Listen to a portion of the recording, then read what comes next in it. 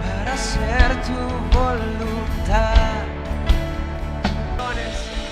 que tu gloria cubra nuestras naciones.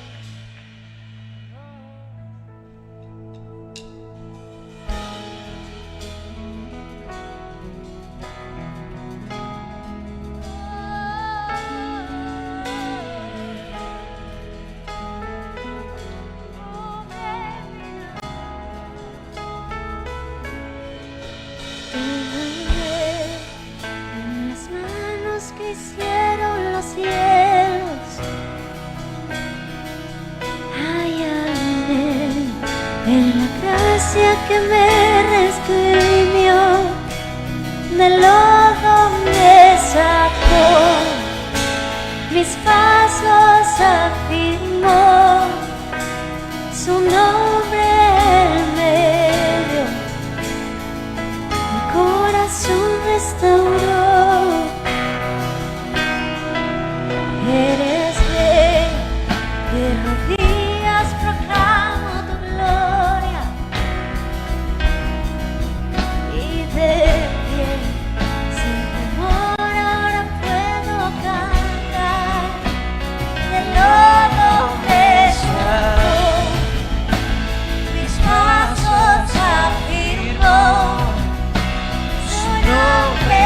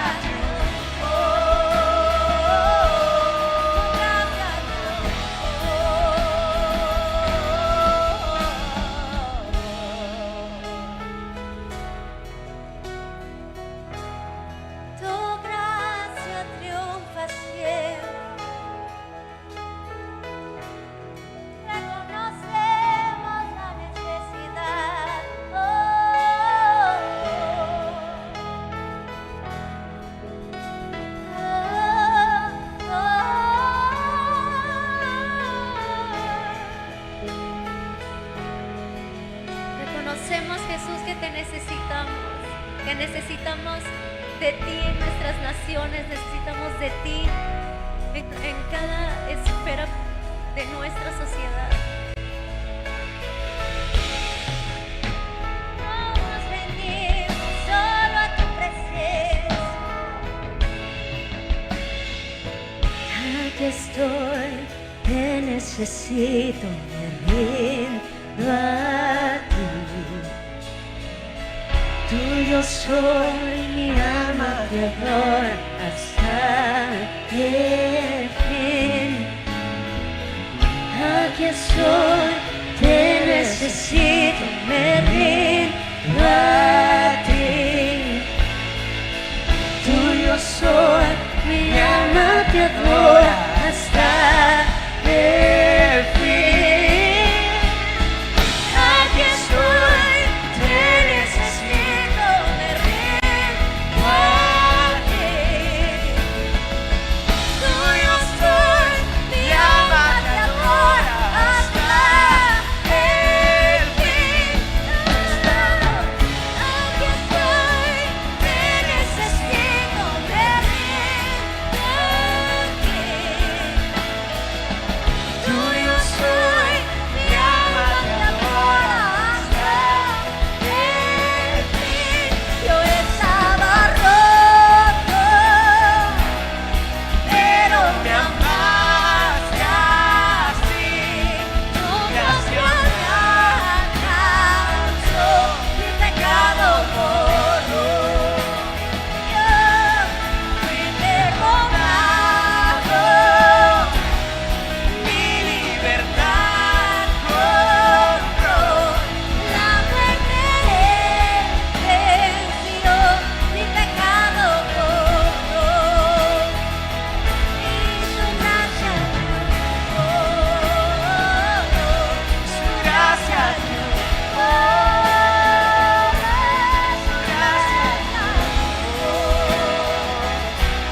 su gracia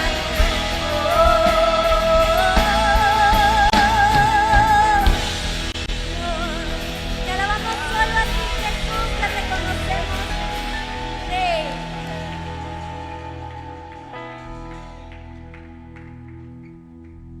Siempre mi paz.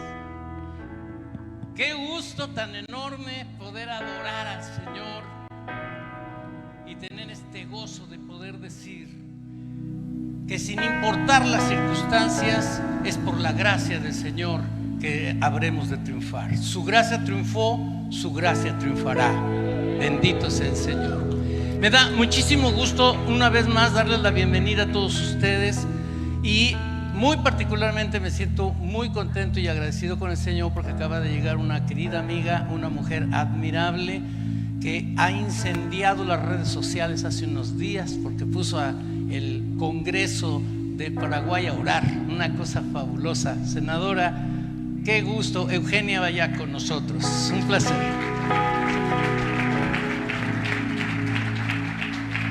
En el momento climático del video dice: a ver, yo quiero ver cuántos hombres o mujeres son valientes, se ponen de pie, vamos a orar a Dios. Y hacen oración en el Congreso. Y cuando terminan la oración, el presidente del Congreso le dice: senadora, ya acabó. Nos deja seguir con la reunión. Extraordinario, qué bueno que nos acompaña, es un honor. Tomen su asiento, por favor. Y yo quiero darle el micrófono a mi amigo John Milton, que me hizo favor o me pidió hace un momentito que tenía que dar un anuncio. Va a pedir la mano de su esposa otra vez en matrimonio. No, va a dar hacer un comentario, sí. Muchas gracias. Ya me he casado con la misma 4 veces, así que no hay quinta mala. No, quería solamente agradecerle a Aarón su gentileza, su generosidad. Fue a Colombia, nos inspiró hace 4 años y fruto de esa inspiración, pues hoy hay una delegación colombiana muy importante y me gustaría que los hermanos que están de Colombia se pongan de pie. Queremos honrar.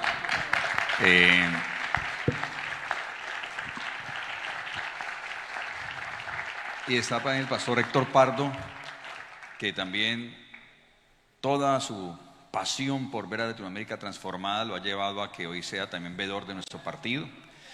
y aquí hay otro representante del partido Colombia Justa Libres, y queríamos solamente como colombianos agradecerte la inspiración que tuviste para visitarnos hace 4 años y hoy veas un fruto de nuestra nación en compromiso con el Congreso Iberoamericano por la Vida y la Familia. Muchas gracias, Aaron. Gracias.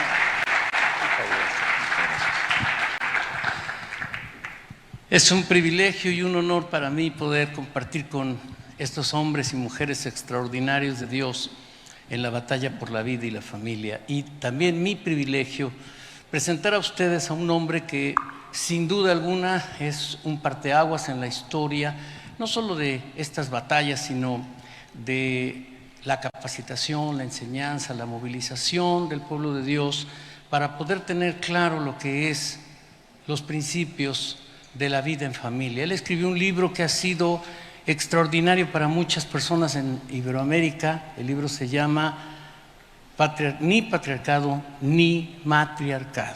Es un tema extraordinario y, como decía yo ayer de él, todos en la vida debieran tener un amigo como don José González.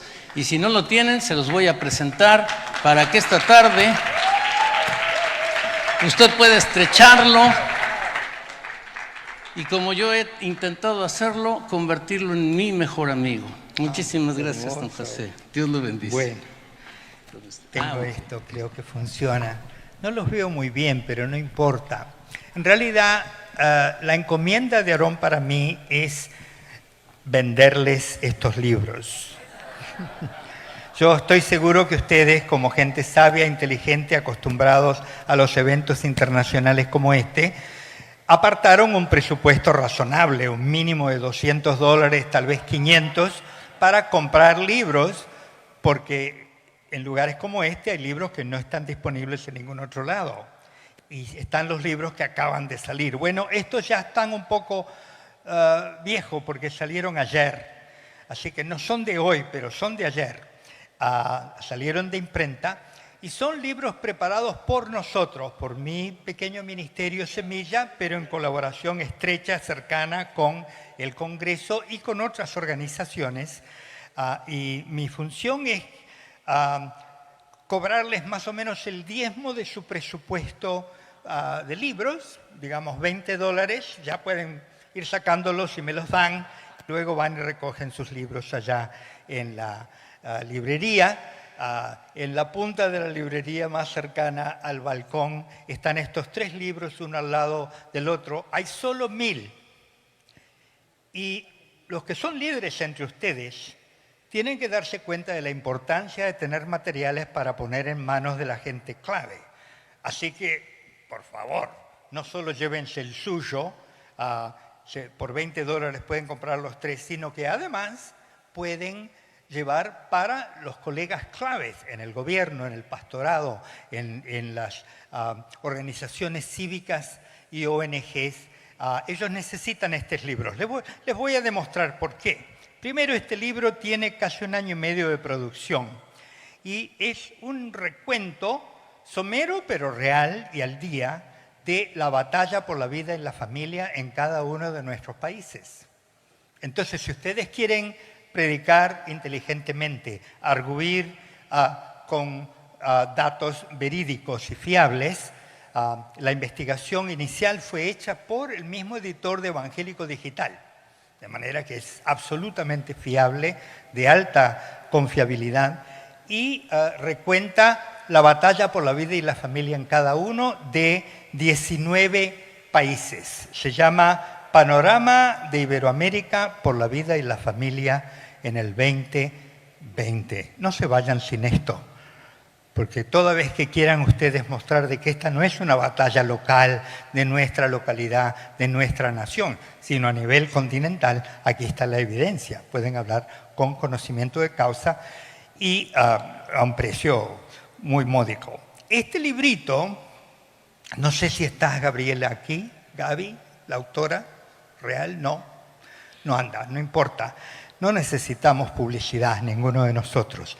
Gabriela es una investigadora, ha terminado su estudio doctoral en economía y se tomó el trabajo de leer las 700 testimonios que estos argentinos exagerados como ella requirieron durante el debate del Congreso argentino en el 2018 sobre la despenalización del aborto. El Congreso invitó a 350 ponentes expertos de lo mejor que podían conseguir a favor del aborto y otros 350 en contra. Gaby se leyó todos esos testimonios, le llevó 1 año y medio. Y de entre ellos seleccionó los 60 mejores argumentos, los más contundentes, los más respetables y repetibles por parte de nosotros. Y los ha sumarizado. 25 de ellos son argumentos pro aborto. Tenemos que saber lo que están diciendo nuestros oponentes en este campo de la defensa de la vida. Y los otros 35 son por parte de nuestra gente, a favor de la vida, protegiendo la vida. No solo se dio todo ese trabajote inmenso de leer todo eso, sumarizarlo mejor, distinguirlo, sino que además lo organizó por ideas, en ejes ideológicos. 13 ejes ideológicos diferentes. Un trabajo que valdría un doctorado. Ella ya lo tiene, así que no lo necesita.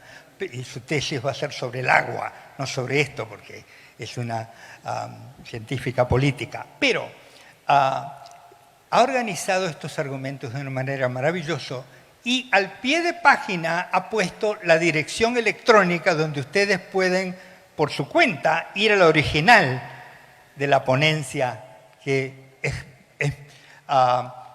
utilizó ese argumento, de manera que este es un material de estudio. Cualquiera que seriamente necesite argumentar en contra de los que están en contra nuestra y a favor de lo que nosotros abocamos, necesita este librito. Este se llama Monografía de los debates en la Cámara de Senadores. Y el tercero, de Yapa, decimos en mi país, como una cosa extra, un premio, este librito que se llama Principios Bíblicos para la Participación Política. Todos nosotros, los pastores, los ministros, los obreros, nos topamos con la tradición evangélica del horror de tocar la política. La política es sucia, corrompe, hay que evitar esas cosas. Entonces nos mantenemos muy puros mientras el enemigo gobierna. Se mata de risa, el diablo. Entonces, un joven teólogo que trabaja para el Family Research Council, una organización muy hermosa, muy poderosa en Estados Unidos, creada por Enfoque en la Familia, el doctor Dobson, hace 35 años, ha escrito este trabajito donde discute por qué es necesario participar en la política, que es un deber cívico del cristiano el participar en ella, por qué debemos votar, en base a qué debemos de votar, cómo nos relacionamos con los partidos políticos. Todas esas preguntas difíciles que todos nosotros hemos enfrentado en nuestro diálogo con nuestros consiervos y que hemos tenido que procesar nosotros, las toca muy hermosamente, de una manera muy balanceada, muy bíblica. Yo he enseñado sobre estas cosas por más de 30 años y admiro el trabajo de este joven. Qué precioso es ver cómo los que vienen atrás son tanto más inteligentes y capaces que nosotros, ¿verdad? Me da envidia. Este es el librito que yo hubiera querido escribir, pero no lo hice, hice otros mamarrachos. Pero estos son los de ahora. Así que este es un libro muy útil. Como líderes, que yo sé que la inmensa mayoría de ustedes son, mientras yo hablo, ustedes están pensando quién debe de tener acceso a este libro. Este libro tiene que estar no aquí en el depósito de la casa del Padre, en la iglesia anfitrión de este congreso. Los aguayos me van a matar si les dejo 3.000 libros estorbando el espacio de la casa del Padre. Estos libros tienen que viajar con usted a su país, en su valija, o en una cajita, un paquete que le hacemos. Le podemos empaquetar 50, 100, 300, lo que usted quiera. Y claro, yo no espero que ustedes hayan traído esa clase de dinero para comprarlos todos. Entonces, solo para mis amigos, ya que mi organización pagó por los libros, por hacerlos y por imprimirlos. Hemos invertido algo más de $5,000 en eso. Estoy dispuesto, para los amigos nada más, a permitirles llevárselo a consignación. Tiene que ser en cantidades mayores de 10, obviamente. Y estoy dispuesto a compartir el precio por el cual se venderán estos libros, los venderán ustedes, con ustedes, para que yo recobre lo que necesito para seguir trabajando en el ministerio y ustedes puedan poner en las manos de los que lo necesitan. No son solo para ustedes. Ustedes de acá no se van a llevar el coronavirus a su país. Se van a llevar estos libros, que son mucho más eficaces y más útiles que el coronavirus. ¿Qué te parece? ¿Cumplí mi deber, Aarón? Perfectamente. Mira, te ahorré todo ese tiempo. Muchas gracias. Es una faceta nueva que no conocía de don José. Además es vendedor. Extraordinario. Muchas gracias, don José. Vamos a continuar con nuestro programa. Y ahora tenemos una ponencia muy poderosa, muy importante. Y que tiene que ver con un proyecto que hemos venido platicando desde el año pasado para poder hacer una manifestación pública masiva desde el Canadá hasta la Tierra del Fuego. Imagínese usted, miles, millones de cristianos saliendo el mismo día con las mismas consignas a todas las ciudades capitales de América. ¿Cómo lo oye?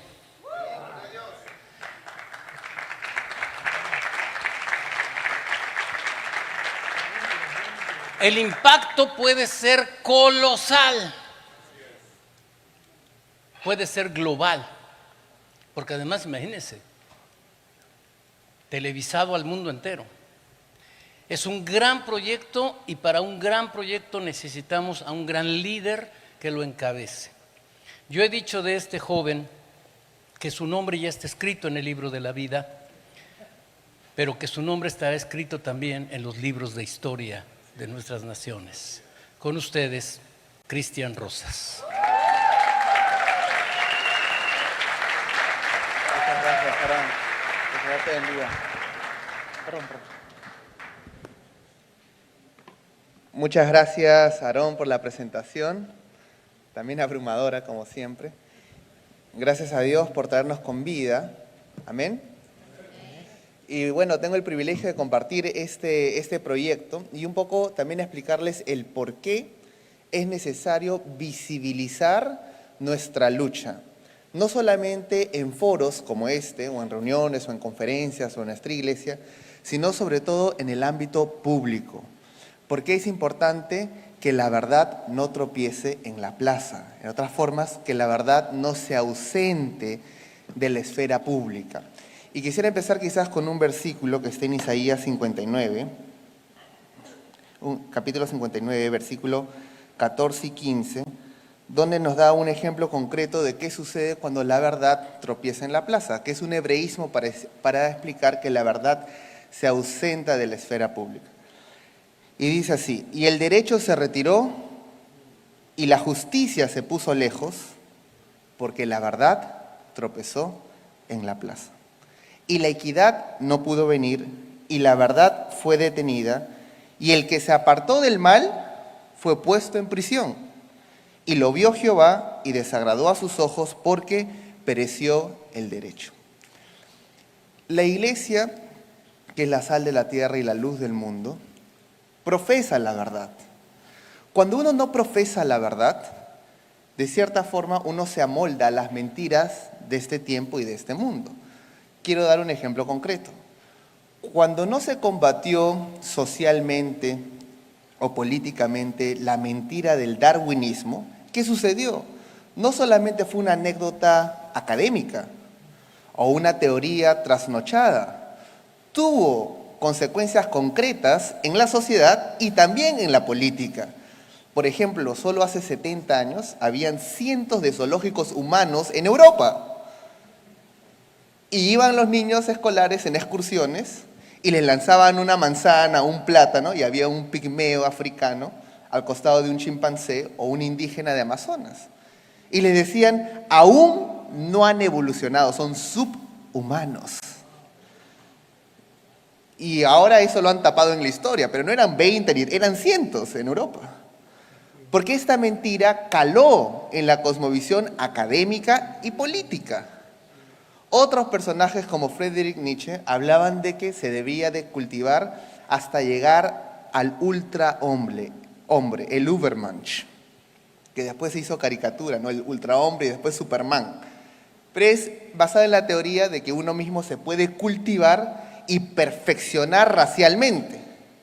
Eso tampoco solamente fue una teoría trasnochada de Nietzsche, eso llegó al plano público y después se elaboraron teorías como la eugenesia, que era eliminar al que era defectuoso según una visión particular de la dignidad o la vida humana. Por eso cuando Hitler empieza su exterminio, empieza con los propios alemanes primero, y después empieza con los gypsies, los roma, los homosexuales, los judíos, los disidentes políticos. Pero hay consecuencias concretas cuando uno no defiende las verdades que son autoevidentes y que son fundamentales para el cristiano, como cuál, que todos hemos sido creados a la imagen y a la semejanza de Dios. Esta premisa nos hace recordar que como nosotros proyectamos su imagen y semejanza, tenemos una dignidad que es natural, que es inherente. Y esto es un derecho inalienable. ¿Qué significa inalienable? Que no proviene del Estado. Ni el Estado te lo puede quitar. El Estado no te confiere dignidad. Y por lo tanto no te lo puede extraer.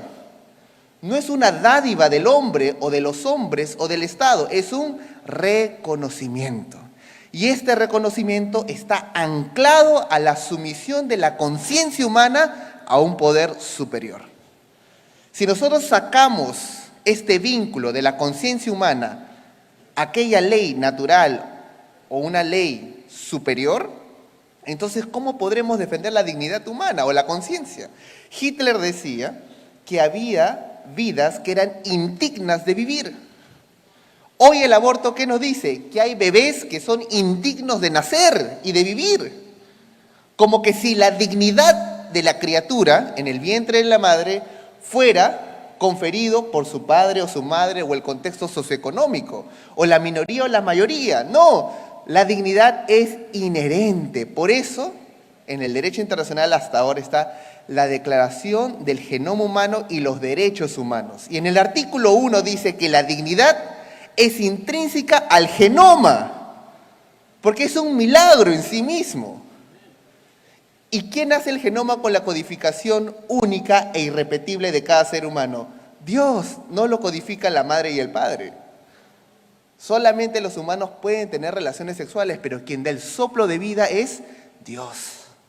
Y esa vida ya conlleva en sí mismo una dignidad que es intrínseca, es natural, es inherente. Está actualmente en el derecho internacional. Si ustedes revisan el preámbulo de la Declaración Universal de los Derechos Humanos, de la Convención Americana sobre Derechos Humanos y la mayoría de las constituciones políticas del mundo tienen en su preámbulo o en su artículo 1 siempre lo mismo, que todo tiene el sentido de preservar la dignidad humana. O sea, el Estado, que es una creación del ser humano, existe para salvaguardar la dignidad humana y servir al ciudadano. Esta es la justificación vigente de los estados y del derecho internacional y del orden mundial. Dos términos que quiero compartir y precisar para poder entender a la propuesta que vamos a llegar. El orden internacional es el derecho internacional vigente y el orden mundial son los organismos que administran este derecho internacional vigente. Hoy, 2020, el orden mundial está compuesto por la ONU y regionalmente por la OEA. Y el orden internacional está compuesto por los diferentes tratados que nosotros somos miembros, hemos firmado nuestras naciones. Si hubiéramos nacido en 1912, no hubiera sido la ONU, hubiera sido la Liga de las Naciones. Si hubiéramos nacido antes, hubiera sido la Convención de Viena, si hubiéramos nacido antes, la Convención de Westfalia. Si hubiéramos retrocedido miles de años, hubiéramos estado en el orden internacional de Nabucodonosor, por ejemplo, ¿no? ¿Por qué? Porque la Biblia dice que él emitió un edicto a todo pueblo, lengua y nación. Era doble. Él emitía el orden internacional y a la vez era el orden mundial vigente. Avanzábamos un poco y llegábamos a la época de Daniel. Y nos encontramos con el rey Darío, que emitía sus decretos a todo pueblo, lengua y nación, y era respetuoso, era demócrata, y lo ratificaba por la ley de Media y de Persa, ¿no? Si esa historia hubiera salido hoy, hubiera sido ratificado en las asambleas de las Naciones Unidas, para que no pueda ser abrogada por el presidente de la nación, ¿no? Entonces, en los órdenes mundiales, que son los organismos que administran el orden internacional, han existido desde Génesis, y van a ser así hasta el fin del mundo. ¿Por qué? Porque el hombre que es caído, en su soberbia, pretende excluir a Dios, sacarlo, desarraigarlo de la esfera pública, académica, política, social, cultural, e imponer un orden humano, ajeno a Dios, extrayéndolo por completo. Y la palabra es clara cuando dice, apartados de mí, nada podrás hacer. Si nosotros sacamos a Dios, por ejemplo, del orden internacional, ¿cómo explicamos el artículo 1 de la Declaración Universal de los Derechos Humanos, que dice que toda persona nace libre y es dotado de conciencia? El verbo dotar implica emisor y receptor. El receptor es el conjunto humano. ¿Y quién es el emisor? El creador. ¿Cómo nosotros explicaríamos que la libertad entonces no es una facultad impartida por el Creador, sino es una conquista jurídico-política? Por eso es que dice, se reconoce que toda persona nace libre. Somos libres porque Dios nos hizo libres y nos dotó de conciencia para tener un compás moral. Por eso Hitler decía que la conciencia era una invención de los judíos para manipular las decisiones soberanas de los pueblos. ¿Por qué? Porque la conciencia evidentemente nos da luces de lo que es bueno y de lo que es malo. Y lo bueno y lo malo son absolutos, transversales y atemporales. Por ejemplo, asesinar a un inocente, robarle a una persona, torturar a una persona inocente. Es malo en Perú, en Uruguay, en Argentina, en China, hoy, 20 años atrás, 100 años atrás, 20 años después, 100 años después. Hay una ley establecida no por el hombre, como lo es la ley de las matemáticas, la física, la aerodinámica. Imagínense que las leyes evolucionaran aleatoriamente. Entonces, el avión que hoy vuela con las leyes de la física, se caería el avión porque diría, no, hemos evolucionado a nuevas leyes. No, la ciencia es única. El hombre se acerca o se aleja en el tiempo, se acerca o se aleja. El conocimiento sobre aquello que ya está establecido, nos acercamos o nos alejamos según el corazón del hombre. Hay conocimiento que ahora ya hemos olvidado, o al menos hemos relegado, y hay conocimiento que estamos avanzando y descubriendo. Es como la ley moral. La ley moral no solo aplica a los cristianos o a los creyentes, aún al agnóstico. Por ejemplo, Michel Foucault, tan famoso por los feministas. Él renegaba de Dios y decía, no viviré mi vida atado a las leyes morales de la religión. Yo voy a vivir mi vida sexual y plenamente. ¿Y qué pasó? Murió con SIDA. ¿Por qué? Porque la ley moral se aplica para el creyente o el no creyente. Se aplica para todos, pero igual Nietzsche, que también quiso vivir de una forma libre, ¿cómo murió? Enloquecido producto del sífilis. Entonces, el hecho que él creía o pensaba que Dios no existía, no lo libró de las consecuencias concretas de haber cosechado, sembrado en la carne y haber cosechado la retribución de su pecado. porque se aplica para todos por igual. La verdad es un concepto potente porque nos permite distinguir lo que es verdaderamente lógico de lo que no es lógico. En la lógica, una rama de la filosofía, los principales ejercicios es identificar lo verdadero de lo falso. Y nos ayuda a comprender que son falacias, que son sofismas, que aparecen ser verdad, pero no lo son. Sófocles decía, la verdad puede más que la razón, porque es posible construir un razonamiento lógico, pero basado en una premisa falsa. Por ejemplo, si nosotros creemos que la persona es intrínsecamente homosexual, nace homosexual, entonces es lógico pensar que al ser creado de esa naturaleza se tendría que hacer una revisión teológica, política, jurídica. Pero si mañana se demuestra que no existe evidencia científica alguna que diga que una persona es ontológicamente o nació homosexual, entonces se derriba el argumento. Por eso la verdad puede más que la razón. Habiendo dicho esto, en 1948, cuando se redacta, ya vamos a cumplir 72 años, de la Declaración Universal de los Derechos Humanos y el establecimiento de un nuevo orden, ¿no?, mundial con la ONU, revisamos el derecho internacional vigente, se ancla en reconocer al ser humano como portador de una dignidad inherente, una dignidad. Recordemos que el derecho a la vida se justifica en que nos reconocemos dignos. No es un debate legal ni político, aunque se desarrolle en el Congreso y en el ámbito político. El debate de fondo es un debate metafísico, ontológico. ¿La vida tiene dignidad o no tiene dignidad? Si no tiene dignidad, matémoslo arbitrariamente. Y si tiene dignidad, rescatémoslo, preservémoslo, defendámoslo. Anoche el doctor Vidal compartía la historia de Wilberforce, ¿no? Y es importante recordar que el énfasis que él daba en su lucha era que toda persona era digna.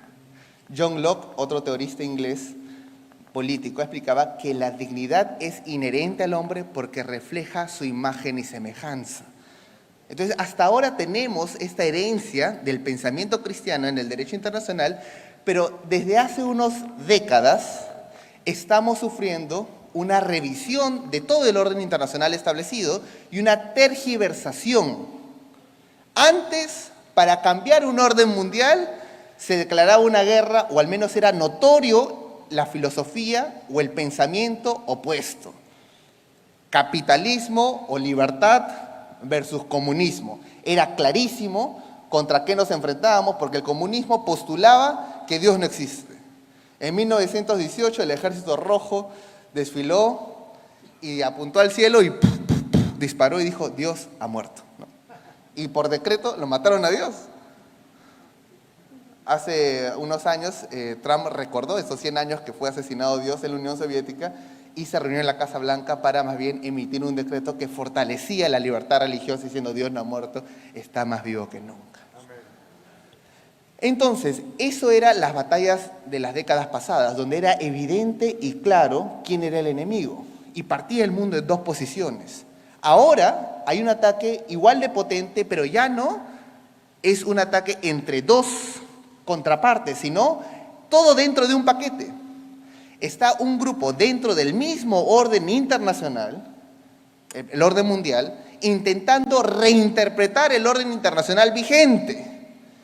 Están en todos lados, no solamente en los organismos, están en las iglesias. Hay un trabajo teológico, hay un trabajo académico, hay un trabajo político, hay un trabajo que busca que el orden internacional que emplea palabras, las palabras describen realidades autoevidentes que están traducidas en todos los idiomas. Por ejemplo, hombre y mujer está en todos los idiomas. Quechua, español, inglés, portugués, porque es una realidad objetiva del ser humano, hombre y mujer. Pero ahora buscan reemplazar las palabras, y ahora entendamos por qué el Señor dice, Él es la palabra, por términos. Y los términos usualmente conllevan conceptos. Por ejemplo, para traducir la palabra proletario o para traducir la palabra burgués al quechua, tendrías que explicarles qué es tendrías que hacer un trabajo semántico y al explicarle el significado estarías introduciendo un concepto. Porque no es una palabra que representa una realidad concreta, es una interpretación particular de la realidad bajo una óptica, la óptica marxista. Por eso son sus términos propios, proletariado y burgués. Ellos interpretan que hay una lucha de clases entre oprimidos y opresores. Igual el tema de género. La ideología de género tiene sus propios términos, tiene su propia terminología. Y al insertar su terminología, inserta su cosmovisión. Hay una frase en inglés que dice, "Those who sets the terms wins the debate". Aquellos que determinan los términos ganan el debate. Entonces, nuestra batalla política no solamente es en el ámbito político, es primeramente en el ámbito retórico. Por ejemplo, se debe de hablar de la violencia afectiva entre hombres y mujeres o la violencia doméstica, porque eso es una realidad.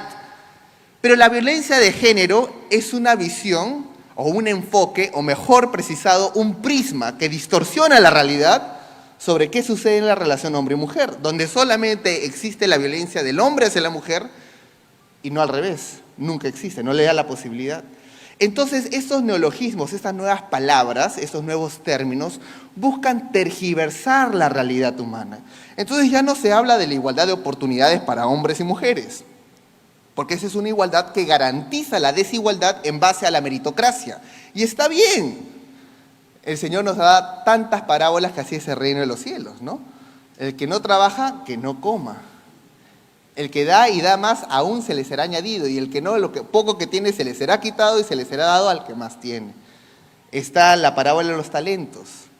Este reconocimiento simplemente garantiza el mismo punto de partida, pero no garantiza los mismos resultados. Es una igualdad de oportunidades para hombres y mujeres. Pero hay otra visión de la igualdad marxista, una igualdad igualitarista, que busca igualizar por medio de la fuerza o la intervención del Estado para lograr un fin. Pero ¿qué sucede con esta visión igualitarista? Que los seres humanos nos convertimos en medios de realización. Nos convertimos en elementos para cumplir un sueño, una visión. Ya no somos el fin supremo, ahora somos un medio. Entonces el Estado dice, no hay igualdad entre hombres y mujeres, ni salarial, ni laboral. ¿Por qué? Por culpa del patriarcado, la iglesia, la visión tradicional, conservadora. Vamos a corregir este error y por lo tanto nos vamos a conferir unas facultades de poder para intervenir en todas las áreas de la vida del individuo, incluyendo su conciencia, su mente, su corazón, sus sentimientos. Entonces ahora hay un Estado con complejo divino que pretende juzgar hasta lo que crees y lo que sientes. Entonces, si un individuo en el Perú que cree en el Señor, que lleva su Biblia, que ora a Dios y que quiere tener el corazón de su Señor, responde diciendo, aborrezco la homosexualidad, lo abomino, porque daña al ser humano, el Estado ahora que se cree dueño de su corazón, pide que sacrifique su corazón ante el altar del Estado, o si no, lo califica de homofóbico. Y si uno revisa la lista de fobias, nunca ha estado la homofobia, ni la transfobia. Es solamente un epíteto sahiriente inventado para disuadir la crítica objetiva, el cuestionamiento lógico. Entonces la persona ya no está libre, ya no es reconocida libre para expresar lo que siente, aun si fuera un error. El Estado no es conciencia para probar lo que sienta o no sienta. Y no solamente el corazón, después va a la boca. Ya puedes sentirlo siempre y cuando no lo hables, dicen, ¿no? Porque si lo hablas, se convierte en un discurso de odio. Y yo me pregunto, ¿de cuándo acá hemos aprobado los seres humanos que existe una policía de pensamiento, una policía de lengua? En un debate que tuve acá en Perú hace unos años, vino el presidente de la Federación Transexual del Perú, era una mujer disfrazada de hombre, se había manipulado el cuerpo hormonalmente y tenía apariencia masculina, hasta barbita. Y me dice, señor Rosas, que le tiene que decir, muy buenas noches, señora. El transexual se molestó y me dijo, ¿cómo te atreves a decirme, soy un señor, exijo que te rectifiques? Y le respondí que no podía, porque no puedo hacer una carnicería de mi conciencia. Soy cristiano, no puedo ser cómplice de un delirio o una mentira, nadie me lo puede obligar. ¿Por qué? Porque el Señor dijo, amarás al Señor tu Dios con todo tu corazón, con toda tu mente y con todas tus fuerzas. No con la mayor parte, con todo. Entonces, ¿qué sucedió? Me dijo, te puedo denunciar por discriminación de identidad de género. Bueno, pues, ¿no? Que así sea. Me declaro culpable, por último, de proclamar la verdad. En la Biblia nosotros vemos varios ejemplos de cómo ante situaciones en el cual el Estado o los reyes pedían algo contrario a Dios, lo que Dios establecía, uno tenía que tomar una decisión. En Éxodo 1, 15 al 21 vemos que el rey habla a las parteras hebreas y les dice, si nace niño, que viva, y si nace niña, que muera. Al revés, que si nace niño, que muera, si nace niña, que viva. Y las parteras hebreas tuvieron temor de Dios y por eso no hicieron caso. O sea, desacataron civilmente. Es como si hoy nuestra nación mandara un oficio a las obstetras o a las ginecólogas de nuestras naciones y las que temen a Dios simplemente desacatan la ley civil. ¿Por qué? Porque la sumisión no es irrestricta, sino en el Señor, en todo lo que es bueno. Ahora, vamos al tema de fondo.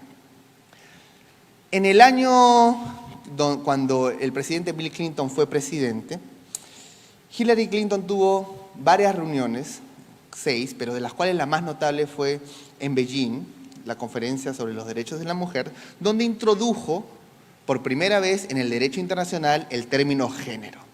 Hasta ese momento, la Declaración de los Derechos Internacionales de la Mujer nunca había empleado la palabra género. ¿Por qué? Porque el alcanzar los derechos de la mujer fue un reconocimiento, que tanto el hombre y la mujer, al tener la misma dignidad inherente, tienen los mismos derechos. Era un reconocimiento de la conciencia humana. Pero en el 95 se introduce por primera vez el término género. Y ojo, las estrategias filológicas son diferentes a las estrategias filosóficas. Les quiero dar un ejemplo para volver a un paréntesis para volver a la temática. Por ejemplo, en los libros de biología, si uno revisa las ediciones pasadas, antes había el curso de biología y dentro de biología reproducción humana y dentro de reproducción humana estaba la anatomía, estaba el cuerpo y habían los órganos reproductores. La gran mayoría ha crecido con esta visión, que es una visión de las ciencias naturales. Pero de pronto la estrategia filológica es paulatina y gradualmente insertar términos que vayan conduciendo hacia otro destino. Segunda edición salía el mismo libro, biología, reproducción humana, anatomía, pero ya no decía órgano reproductor, sino decía órgano sexual. Entonces, como eran sinónimos, nadie dijo nada. Después la tercera edición dijo, ya que es un órgano sexual, no puede estar bajo la óptica de biología, reproducción humana, que te explicaba el ciclo de la fertilidad y aún las enfermedades venéreas. Decían, ya que es un órgano sexual, y lo sexual tiene que ver con el placer, el disfrute, tiene que ir en otro acápite, no bajo la óptica de las ciencias naturales, sino la educación sexual. Entonces, lo sacan de la materia objetiva natural a una materia de la educación sexual. Dentro de esta materia de la educación sexual, ya no se limitan a hablar sobre el telos del sexo, que es el propósito sexual, la reproducción humana, sino que amplían para hablar sobre el disfrute, el goce de diferentes tipos de actividad sexual, incluyendo la homosexual, y el uso de preservativos, y el goce y el disfrute a niños. Y ahora tenemos inclusive proyectos mundiales, no sé si estará el PowerPoint, el One Curriculum, para que pongan. Ahora hay un proyecto financiado por la Planned Parenthood, International Planned Parenthood Federation, trabajando muy de cerca con UNICEF, que se llama It's All One Curriculum, que intenta poner un solo currículum a todas las naciones del mundo. Y en este solo currículo, que es el esfuerzo que hacen las ONGs, los gobiernos, las multilaterales, buscan introducir el ESI, que es Educación Sexual Integral. En algunos países no le llaman ESI, sino lo camuflan, ¿no? No le llaman Educación Sexual. En Argentina lo llaman ESI, ¿no? Creo que en Uruguay también. pero en Perú no le llamaban así, le llamaban solamente, es solo educación sexual, ¿no? Trataban de retirarle la palabra y para que no nos imaginemos que era lo mismo. Pero esto ustedes lo pueden descargar, está en línea y es el objetivo común de todas las ONGs y todas las multilaterales. Pero ¿cómo hacer para que todas las naciones adopten un mismo currículo? En este currículum que adoptan y que implementan el enfoque de género, se cambia el enfoque natural del ser humano por un enfoque de género que es un enfoque ideológico. No sé, Kevin, si me puedes ver de la presentación de Con mis hijos no te metas, quiero poner las estadísticas de Inglaterra. Les quiero explicar algo concreto. Cuando se cambia la verdad de Dios, hombre y mujer por lo que somos, por la mentira de los hombres, hay consecuencias concretas. Una vez más, hice el ejemplo del darwinismo, que tuvo consecuencias reales, sociales y políticas. No fue una anécdota académica o pseudoacadémica, tuvo repercusiones reales. Igual con el género. El género no solamente nos dice que no existen características naturales del ser humano, porque esa es su tesis principal. Su tesis principal es que el ser humano no es una criatura establecida o constituida, sino que somos constituyentes. Entonces, si no hemos sido constituidos a una imagen y semejanza, entonces no hay nada exacto en nosotros, fijo, objetivo y transversal. O sea, lo hombre y lo mujer no es, sino que nosotros al ser constituyentes somos nuestros propios dioses. Y al ser nuestros propios dioses, nos creamos según la imagen y semejanza de nuestras pasiones, o nuestros pensamientos, o nuestras ideologías. Entonces, ¿qué sucede? Un niño hombre, que tiene un órgano saludable, que funciona perfectamente bien, se imagina ser mujer, no porque le nazca, sino porque es inducido por el Estado, por un adoctrinamiento permanente, cultural, político. Y si alguien le objeta al niño o le corrige para ser fiel a lo que dice la palabra, ¿no? Que dice, al niño lo guiarás, instruirás al niño en su camino y de grande no se apartará de él. Si nosotros no lo instruimos y lo dejamos de corregir a nuestro hijo, vamos a tener pues un hijo que va a crecer amoldado a este mundo. Pero si nos atrevemos a hacerlo ahora, ¿qué sucede? Lo llaman al padre transfóbico, homofóbico, y cuestionan su facultad de poder criar a ese niño, llegando al extremo de cuestionar inclusive la patria potestad que tenga el padre sobre ese hijo, diciendo que está criando a alguien que está contrario al civismo o contrario a lo que es el enfoque que pretenden arrear a las naciones del mundo. Entonces, para que esto pueda llevarse a cabo, también se implementó los Objetivos de Desarrollo Sostenible. Vamos con esa presentación, con la segunda, mientras se pone el otro. Se hizo durante el gobierno del presidente Barack Obama, a través de la Secretaría de Estado de Hillary Clinton, los Objetivos de Desarrollo Sostenible hasta el año 2030. ¿Esto qué significa? Que ahora que estamos en el año 2020, este tema tenemos 10 años más garantizados que vamos a entrar a esta discusión. ¿Por qué? Porque dentro de los 17 objetivos, si ustedes revisan el número 5, está la igualdad de género. Antes la ONU intentó los objetivos al milenio, al año 2000. Después al 2018 y ahora al 2030. En estos 3 objetivos de la ONU ha habido una evolución gradual. Por ejemplo, cuando Clinton mencionó que se había fracasado los objetivos al 2018 y por lo tanto era importante renovar el compromiso al 2030, ella dijo, se fracasó, ¿por qué? Porque no se involucró al sector privado, a la iglesia y a todos para cumplir esos objetivos. Entonces, el gran cambio de los objetivos al 2018 y ahora a los objetivos al 2030 es que la ONU busca integrar de forma obligatoria al sector privado, incluyendo la iglesia, sea católica, sea evangélica, y las empresas y las corporaciones. Y no solamente participar de forma moral o anímica, sino aportar, patrocinar lo que esto significa. Entonces, cuando ella fue secretaria de Estado y plantó los 17 objetivos, ¿cuál de esos objetivos era el que más se tocaba a la puerta a las corporaciones al Fortune 500 para impulsar. Solamente 2 se hizo el lobby. Igualdad de género y medio ambiente. Entonces, de esa forma, corporaciones como Coca-Cola, Apple, etcétera, no lo hacían por convicción, sino porque ya tenían de cierta forma un compromiso. Y esto generó una propaganda masiva que llevó a la población a pensar que ya todos están convencidos con el tema de género, pero es solo una ficción.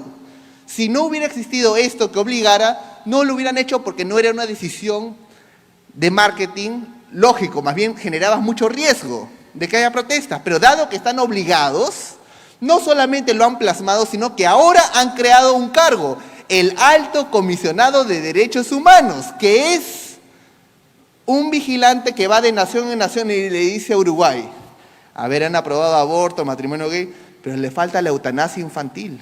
No, vamos a darle 18 de nota. Al Perú, ¿qué? ¿No han aprobado nada? Jalados. Son un país violador de derechos humanos. Van a otros países, ¿han aprobado la mitad? Bueno, vamos a darles un 8, un 10. Estoy hablando de la escala peruana que es del 1 al 20, ¿no? Entonces, ¿ahora quién es el Alto Comisionado de Derechos Humanos? Para todo el mundo. Bachelet, de Chile. Entonces, ella va de nación en nación y manda un equipo especializado que evalúa el avance de las naciones a este objetivo. Entonces, el principal objetivo es modificar los términos del derecho humano que alude al hombre y la mujer por derechos de género, que alude a conceptos ideológicos.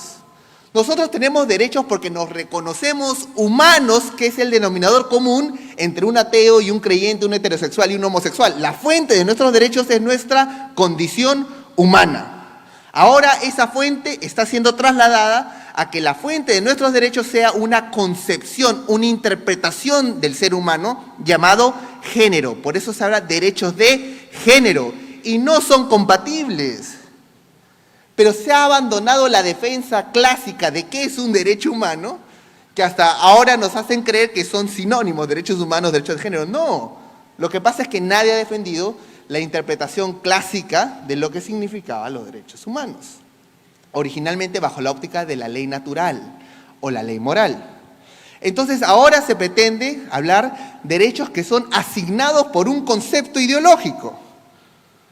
Bajo esto, si nosotros revisamos en la historia, hace poco estuve en el Museo del Holocausto en Washington, y uno puede revisar cómo fue el ascenso al poder de Hitler, ¿no? Paulatino, gradual, cada año, bien pensado. Y hay una parte donde habla el ascenso en términos legales, ¿no? Y habla las leyes de Nuremberg, ¿no? Por 100 años reconocía igualdad de ciudadanía, tanto el judío como el alemán o cualquier otra etnicidad. O sea, por 100 años hubo igualdad absoluta ante el derecho. Y después de 100 años se cambió y se le clasificó al judío en 4 grados, porque según habían sido híbridos, ¿no? Le llamaban Mischling, híbrido, de primer grado, segundo grado, tercer grado y cuarto grado. Entonces, si había un judío con los 4 abuelos judíos, al holocausto. 3, al holocausto. 2, si solamente tenía 1, ya podría ser purificado eventualmente. En 4 grados. Después de haber disfrutado 100 años de estabilidad jurídica. Hoy quieren hacer lo mismo. El derecho humano ya no es por tu facultad humana, sino es de género. Si te sometes a la doctrina o a la ideología de género, entonces tienes derechos de expresión. Pero si no estás sometido a esta doctrina de género, tu derecho a la expresión es censurado y es clasificado como un delito de odio y por lo tanto es sancionado, penalizado y hasta encarcelado. Hace 100 años nomás, ¿en qué nación que asumió un pensamiento ideológico al llegar al poder fue tolerante con la oposición ideológica? Nadie, porque una ideología es dogmática. Las ideologías creen que si el mundo no adopta este dogma, entonces no se está llevando a cabo los objetivos que para ellos son ideales. Por eso hubo exterminios no solamente en el régimen de Hitler, sino también en los gulags, en Stalin, en el fascismo, porque son ideas humanas que pretenden salvar al ser humano. O sea, son falsos salvadores, o si lo decimos en términos bíblicos, son anticristos. Lo que el Señor nos advirtió, vendrán muchos anticristos. Por eso, ¿qué es lo que va a salvar el corazón del hombre? ¿Las ideas o Cristo? Cristo, que es la verdad. La verdad es el cimiento. La verdad es el cimiento de la justicia. Los juicios del Señor son justos y son verdaderos a la vez. No puede haber justicia basado en una mentira o una media verdad. Ese es injusto, es injusticia. Y esto lo declaró el presidente Abraham Lincoln cuando dio su discurso para irse a la guerra civil. Él dijo, así como se pronunció 3000 años atrás, se ha dicho hoy. Los juicios del Señor son justos y verdaderos a la vez. No podemos sobrevivir mitad esclava, mitad libre. Que el Señor nos ayude. Y si se tiene que sacrificar para equiparar la sangre de los esclavos muertos, de nuestros propios hijos, que así sea, hasta que se consume la justicia. Así fue su declaración. Y se hizo un himno. Le dijeron a una mujer, Emily Ward, que hiciera un himno para la guerra, un himno de milicia, un himno bélico. Y ustedes lo pueden escuchar ahora, se llama Battle Hymn of the Republic, el himno de batalla de la República. Y con eso marchaban los soldados. ¿Y qué decía el Battle Hymn of the Republic, no? Mis ojos han visto la gloria de Dios. Ha sonado la trompeta que jamás suena para la retirada. Es tiempo de avanzar. Esa es la visión de la iglesia histórica. Gloria, gloria, aleluya. Su verdad marchando está. Ese era el coro. ¿Ustedes se imaginan ser soldado en esa época? Y todos cantando gloria, gloria, aleluya. Su verdad marchando está. Ya sonó la trompeta que jamás sonará para la retirada. Es para avanzar. El reino de los cielos está avanzando. La reacción intensa es más bien del enemigo que está en retroceso. Aunque nos aparece como si fuera otra realidad, seguimos avanzando, seguimos restaurando y se presentan desafíos cada vez más difíciles. Ahora sí tienen la parte, por favor, de las estadísticas de lo que sucede cuando se aplica el enfoque de género como en Inglaterra, ¿no? Yo quiero mostrar esas estadísticas que son oficiales del gobierno británico y después que hicimos un video en Con mis hijos no te metas y lo mandamos en inglés, la web retiró las estadísticas de los años previos y dejó del último año. ¿Por qué lo retiró? Porque como ustedes van a ver a continuación, se evidencia una intención sistemática. Es falso cuando se dice que el enfoque de género busca crear una cultura de tolerancia. No, es correcto decir que el enfoque de género busca homosexualizar a los niños, no por intuición o por prejuicio, sino por evidencia. Hay una evidencia concreta que a continuación vamos a ver. Mientras van cargando lo de las estadísticas, algo más importante. Nuestras marchas no pueden ser marchas únicamente al aire. El apóstol Pablo decía, yo peleo no como quien golpea, al aire. Hay que ser intencionales. En el caso del Perú, por ejemplo, había ocasiones donde la gente, las personas, los amigos y los políticos decían, tienes que marchar ahora, porque había una emergencia, pero de otra índole, ¿no? Tú tienes que convocar, y no era el momento. ¿Por qué? Porque nuestras marchas respondían a una intención concreta y objetiva, para mantener en la medida de lo posible la mayor credibilidad y legitimidad de que lo que nos une a esta batalla por la defensa de la vida y la familia no son tanto intereses terrenales o materiales, sino son convicciones de carácter moral. Entonces marchábamos cuando verdaderamente era necesario. Y habernos guardado las fuerzas para las marchas con intención ha hecho que en el Perú nunca se apruebe, hasta el día de hoy, por la gracia de Dios, ninguna de estas leyes. Ahora, hasta el año 2030 se tiene esto como rumbo de las naciones del mundo y se va a tener al alto comisionado de derechos humanos que va a ir de nación en nación para verificar si lo están cumpliendo o no. El presidente Donald Trump es un gran hombre que está luchando contra el aborto y contra muchas cosas negativas, pero sin embargo no puede hacer nada porque esto fue votado en la Asamblea General de las Naciones Unidas. Tuvo más de 190 votos. O sea, más de 190 naciones ha aprobado llevar este yugo hasta el año 2030. Lo que puede hacer es tratar de apelar una reconsideración de estos objetivos para por lo menos precisar que el punto 5 no introduzca de contrabando el término género, sino que sea igualdad de oportunidades para hombres y mujeres, para mantener la pureza de que nuestros derechos proceden de reconocernos humanos y no proceden de conceptualizarnos ideológicamente. Y ya se intentó el año pasado. Felizmente, lamentablemente no se llegó a los votos, pero ya hay un intento. La idea de hacer una marcha continental desde Canadá hasta Chile cumple un objetivo. Primero, visibilizar que hay un pueblo en estas tierras que está sometido a otra ley. Una ley superior, una constitución por encima de toda constitución, a una verdad que no es coyuntural, sino que es eterna. Es una marcha de los fieles. Y esta marcha tiene como objetivo visibilizar y exigir en dos niveles a nuestras naciones y a los organismos internacionales que respeten la intención original de la creación de los órdenes mundiales vigentes.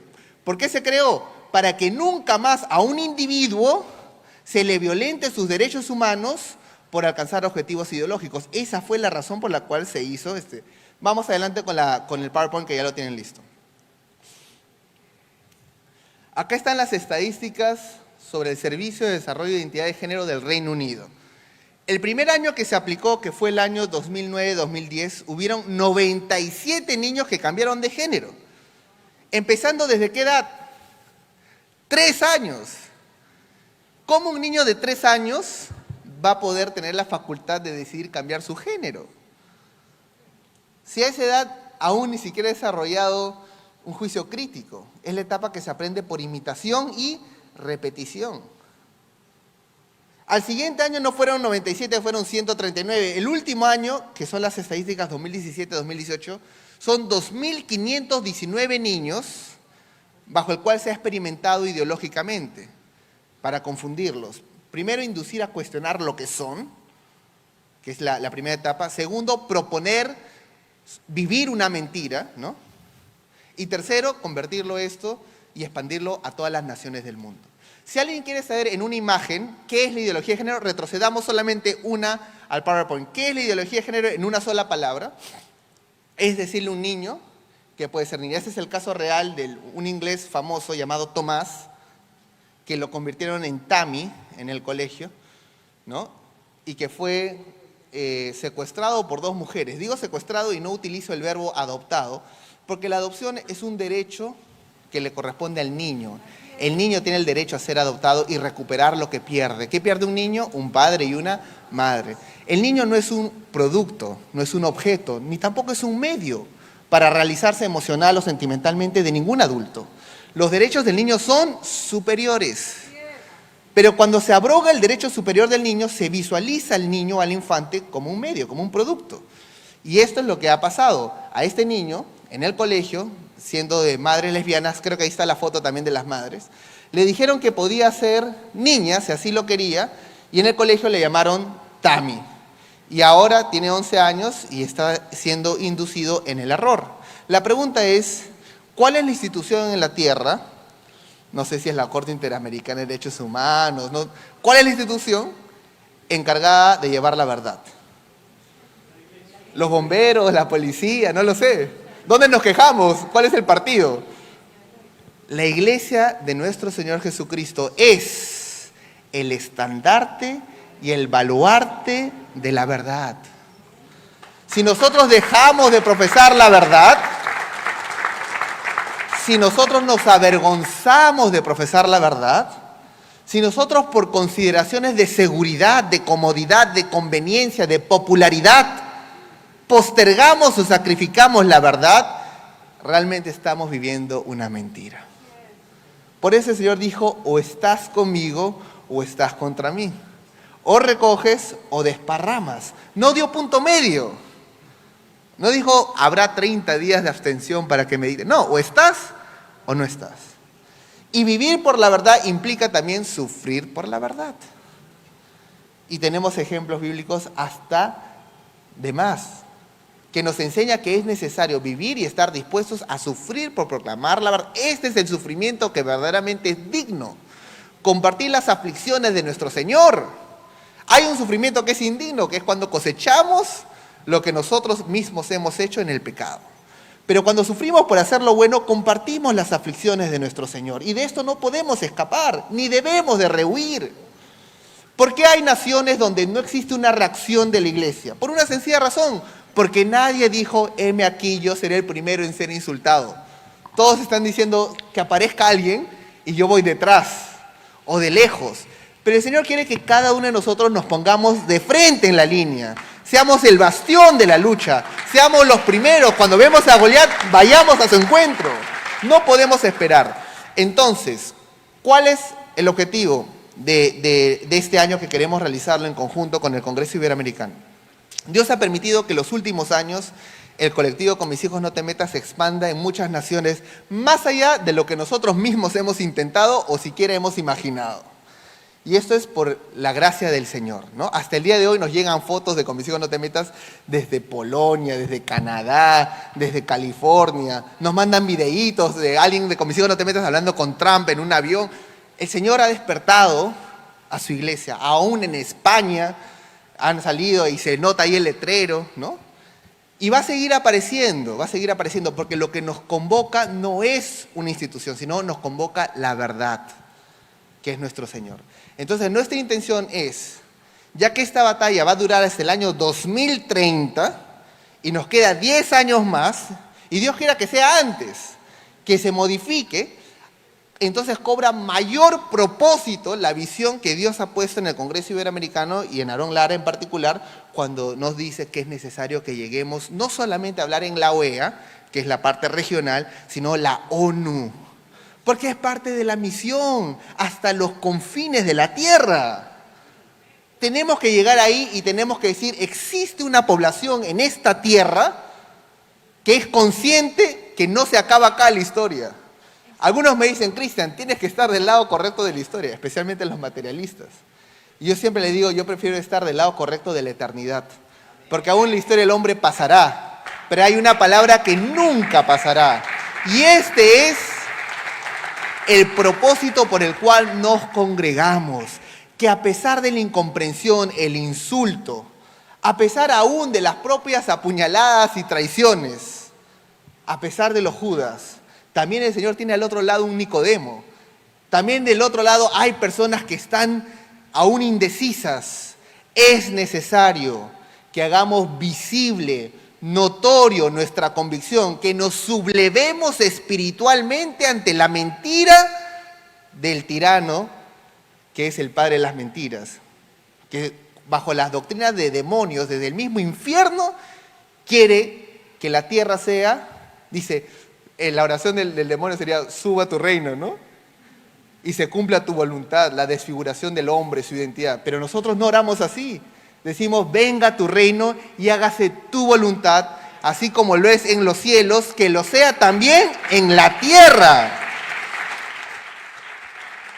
Entonces, este año nos estamos juntando, no solamente al Congreso Iberoamericano, ahí tengo entendido que hay muchas instituciones más, hay una más que también participa en el Congreso, Christian Center for Public Life, el pastor José González habló de Family Watch o Family Research Council. Hay muchas organizaciones que se han levantado y nuestra intención es que todos nos podamos unir bajo un solo propósito. Decir, no que nos sometemos a one curriculum, sino al revés, a una verdad, a una sola verdad, que somos hombres y mujeres y que no claudicaremos en luchar por la defensa de la verdad, que es nuestro propósito por el cual estamos en la tierra. Muchas gracias.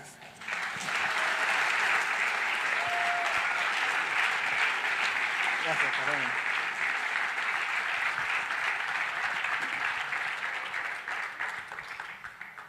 Si usted quiere fechas, horarios, logística y todo eso, le vamos a decir que antes de lo que usted se imagina va a empezar a recibir información.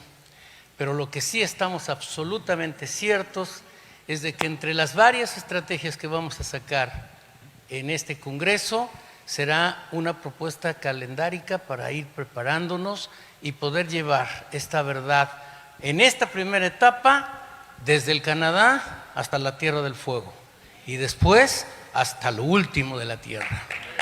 Que Dios nos ayude.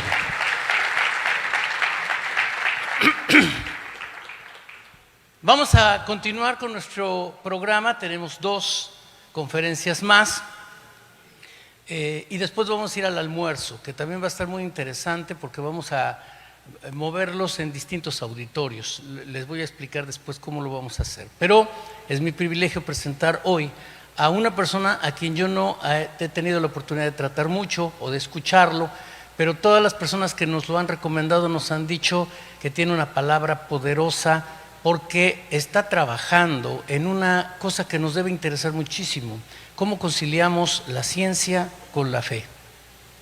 Bueno, el mensaje es que son irreconciliables, lo cierto es que no lo son.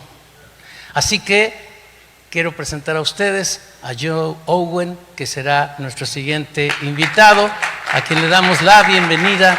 Muchas gracias por estar con nosotros, Joe. Un gran placer. Pues muy buenas tardes. Yo no sé si cuántos de ustedes pensaban que iba a necesitar intérprete, pero yo tuve la dicha y la inteligencia de casarme con una mexicana.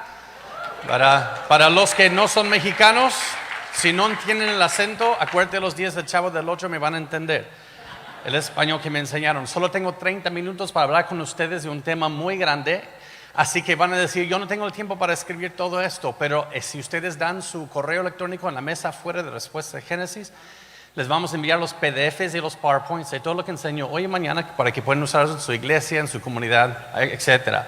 Yo vengo del ministerio que tiene 2 atracciones en los Estados Unidos: el Museo de la Creación y el Encuentro con el Arca. El Encuentro con el Arca es una réplica del Arca de Noé a tamaño real. Es la estructura de marco de madera más grande del mundo, de 1,5 canchas de fútbol americano, la altura de un hotel de 10 plantas. Y esas son las medidas en la Biblia del Arca. Pues quisiera hablar más de eso, pero vamos a empezar. Pues mira, lo que pasa, hablar de la familia, ideología de género, homosexualismo, les quiero decir que yo no sé de lo que estoy hablando. Yo no era creyente. En el 27 de noviembre de 1999, una zacatecana mexicana sintió mal por este nerd flaco y lo quiso engordar y se casó con él. Y luego en el agosto de 2003, después de yo trabajaba en submarinos nucleares, en los que hacemos espionaje contra los rusos. Mis hermanos rusos los quiero, no me golpean después de esto. El Señor me rescató a mí y a mi esposa y nos convertimos en creacionistas. Ahora tenemos 6 hijos, la mayor, gracias a Dios. Y si algunos me vieron caminar con una joven muy linda, no piensen, mira, este debe tener mucho dinero. No, estoy fregado. Pero ella es mi hija mayor, pues, Abby, que está conmigo. Y ella sirve al Señor dando conferencias de la soltería, satisfacción en Cristo, en toda Latinoamérica, viaja conmigo. Pues hablando de la familia, les quiero hablar rápidamente en cuanto a 6 argumentos en el mundo que se han levantado en contra de la familia tradicional, la familia bíblica. Por supuesto, con 25 minutos solamente los puedo mencionar. Les voy a hablar del argumento naturalista materialista en contra de la familia. El argumento de reduccionismo animalista. Esos son términos que inventé yo de cómo los entiendo. Número 3, el argumento determinista. Número 4, el argumento dualista, que es la ideología de género. Yo creo que la ideología de género, en sus cimientos, es el dualismo griego nuevamente. Les voy a explicar eso. Número 5, el argumento ad hominem. Y número 6, el argumento hermafroditismo o hermafroditista. Okay, esos son los 6 puntos que les voy a mostrar en poco tiempo.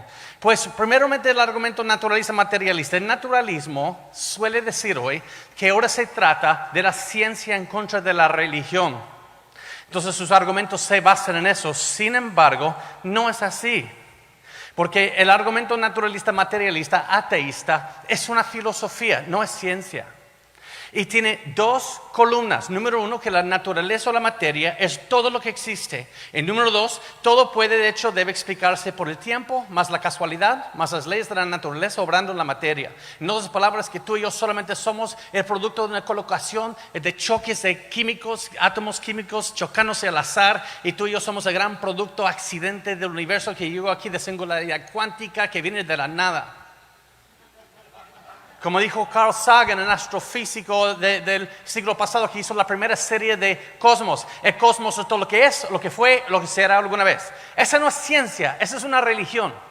Entonces solo voy a dar una explicación dentro de este marco. Esto no es neutralidad abierta. No, si tú hablas de una primera causa necesaria y no causado eterno, que empezó lo que es causa-efecto, causa-efecto, causa-efecto hoy, ellos dicen, no podemos hablar de eso porque no cabe dentro de mi religión. Mi ciencia. Eso es una religión. Por eso, cuando hoy hablamos de ideología de género, homosexualismo, cuando usamos las categorías de lo que es bueno y malo, déjenles muestro lo que han hecho. Han dicho, mira, primero, para que exista la maldad como una categoría, tiene que existir la bondad. Porque algo es malo porque no es bueno. Pero esos son términos muy ambiguos si no existe una ley moral universal para distinguir entre los dos. Porque si tú me dices que es malo que yo te robé, digo, pues ¿quién dice? Yo digo que es bueno. Entonces tenemos que apelar a una ley moral universal, pero para que exista esa ley moral universal para todos, como estaba hablando Cristian Rosas, que es malo matar a un inocente aquí, en China, en todos los lados, en el pasado, en el presente, tiene que existir un dador de esa ley. Pero ellos dicen, no, creen un dador, por eso van a ignorar la ley moral universal, por eso van a negar lo bueno, por eso van a negar lo malo, por eso hoy no usan esos términos, cambiaron los términos del debate a natural. Ahora, solo quieren decir que es natural, no me importa si es bueno o malo. Linda Hirschman en su libro La victoria de la revolución triunfante gay dijo, mira, no existe un Dios y ningún hombre por cuyo beneficio está ordenado el mundo natural. Las cosas tienen mutaciones y los actos sobreviven. Incluso algo como el sexo no reproductivo, homosexualidad. En el mundo de Darwin, todo lo que existe por bien o mal, ¿qué es? Natural. Entonces, Christian Rosas puede ganar el debate allá en las noticias y les van a decir al final, no me importa, sigue siendo natural, aun cuando es malo. Por eso el naturalismo utiliza esos términos. Mira este video del ONU sobre eso que están poniendo aquí en Latinoamérica y escuchan los términos que usan y se hacen víctimas. ¿Qué hace que muchas personas sean tratadas como ciudadanos de segunda clase? Que chicos y chicas sean expulsados de sus hogares y acosados salvajemente en sus centros educativos. ¿Qué es aquello que ha existido en todos los países a lo largo de la historia? Y aún hoy hay quienes lo consideran anormal. ¿Ven? raro. Antinatural. Antinatural. Y luego La respuesta, La respuesta. homosexualismo, lesbianismo, ser gay. Pero no se quedaron contentos con eso. Ahora lo están promoviendo con los niños. Y esos videos están para todos los niños ver. Es decir, esto es normal. Mira, yo tengo 6 niños. Cuando mis niños pequeños se les ocurre hacer algo, no les digo que es bueno, solamente se van a lastimar. Por eso Dios les dio mamá y papá. Pero mira cómo están empujando este tema para nuestros niños. Sigue tu corazoncito. Ese es el primer argumento. Número 2, el argumento de reduccionismo animalista. Tú y yo solamente en nuestro núcleo somos animales. Y si los animales lo hacen, debemos hacerlo nosotros. El hecho de que en el mundo haya hombres a los que les gustan otros hombres y mujeres a las que les atraen otras mujeres es causa de gran controversia. Vamos a tratar de echar algo de luz en el asunto. ¿Por qué existe la homosexualidad? Para empezar, hay que decir que no se puede argumentar que ser gay o lesbiana sea antinatural. Se han observado estos comportamientos en peces, ranas, caribús, carneros, macacos. ¿Están entendiendo? Reduccionismo animalista. Solo tú eres un animal, así que si un animal lo hace, tú lo haces. En Nueva York, en este zoológico también, y en Australia, muestran unos pingüinos donde los unen sobre un huevito. ¿Y qué hacen 2 machos pingüinos? Se quedan enamorados. No, están protegiendo el huevito. Nace el pingüino, ¿y qué hacen? Se separan y buscan una hembra para parearse. Pero mira su conclusión, aun cuando se unieron para proteger al huevo. No vamos a desalentar ningún compañerismo entre nuestros pingüinos. El amor es amor. Eso se llama antropomorfismo. ¿Sí? De hecho, ¿quieren ustedes usar el comportamiento animal de los animales para los seres humanos? Ok, ¿qué hace la mantis religiosa?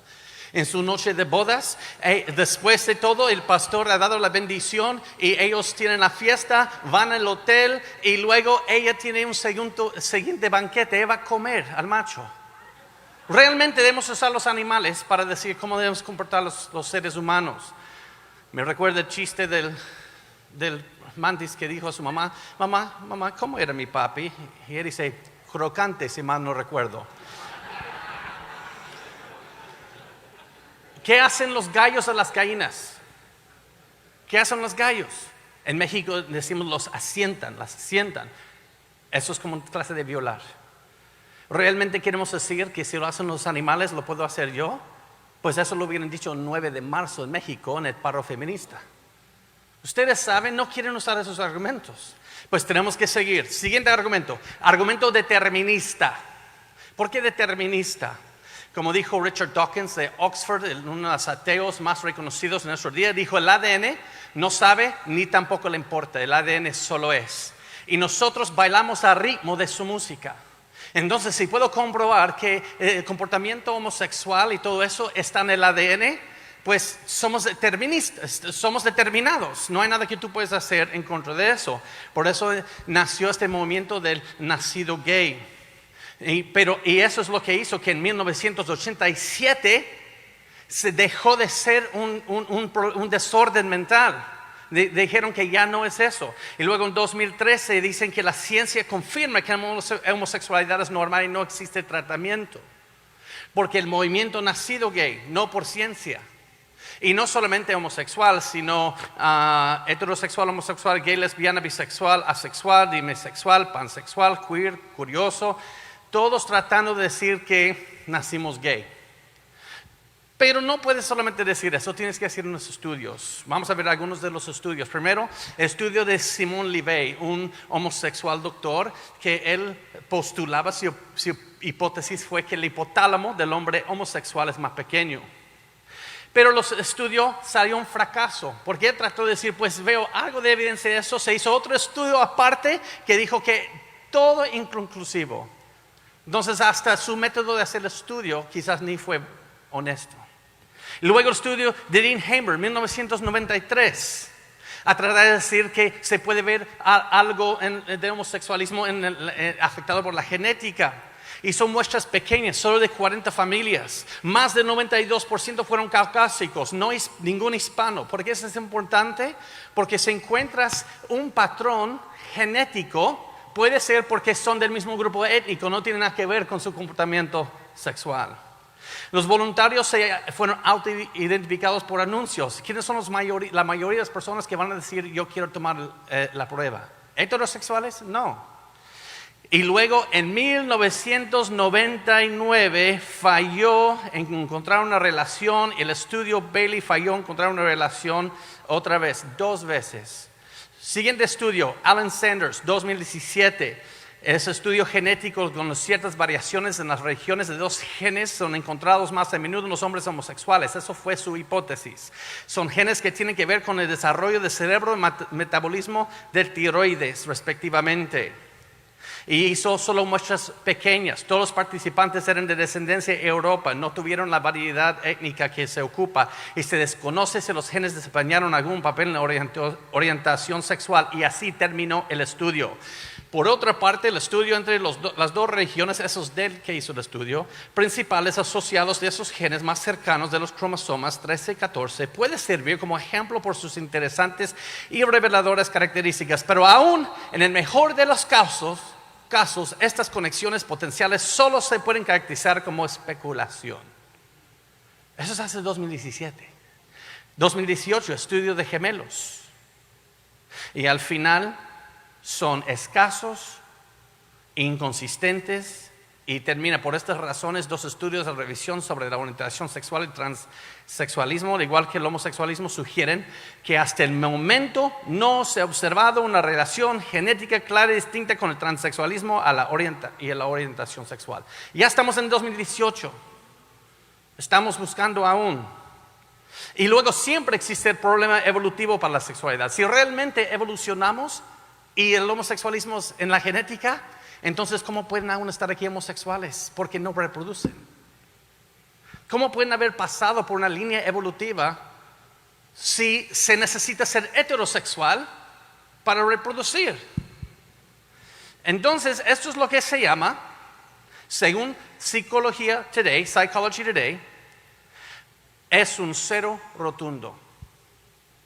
Porque si digamos que se evolucionó la manera de un gen gay hace 200,000 años, según su línea de tiempo evolutivo de ellos, ¿cómo llegó a pasar 200,000 años ese gen si debe detenerse porque son hombre con hombre y no están produciendo niños?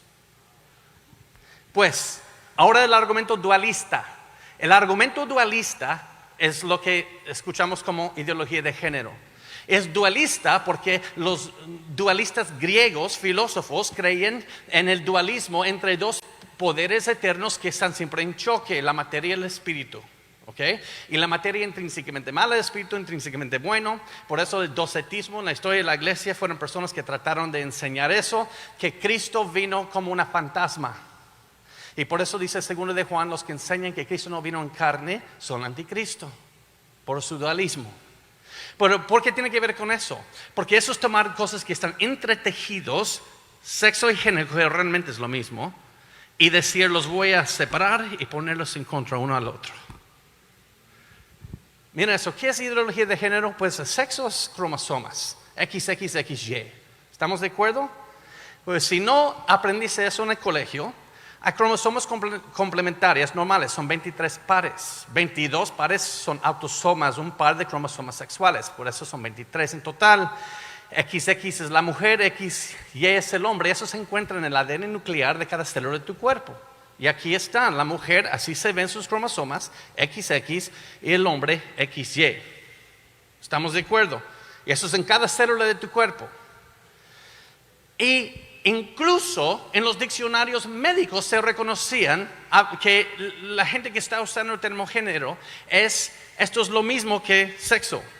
En el 2005, en el enciclopedia médico de Tabors, mira lo que dicen, género es el sexo de una persona, hombre o mujer. Esos son diccionarios términos médicos. ¿Qué es el sexo? La característica que distingue la mayoría de las plantas y animales como macho y hembra. 2, ¿qué es? Género. Ahora, Diccionario Médico 2006, Stedman's. ¿Qué es género? Basado en el sexo. Compare con sexo. Ok, voy a sexo. La característica y cualidad biológica que distingue a los hombres y las mujeres. ¿Y qué dice al final? Género.